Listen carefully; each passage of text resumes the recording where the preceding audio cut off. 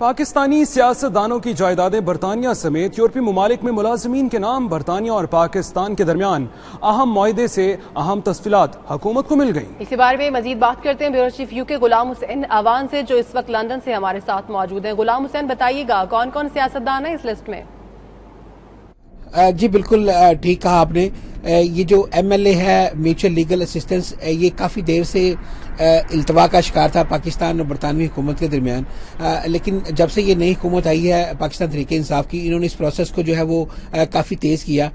वज़ीर-ए-आज़म पाकिस्तान इमरान खान के जो मामले खसूसी हैं, जब वो चंद रोज़ पहले लंदन आए तो उन्होंने यहाँ पर जो अहम मीटिंग्स की, उसके अंदर बहुत सारी चीज़ें जो हैं वो फाइनल हुई थी।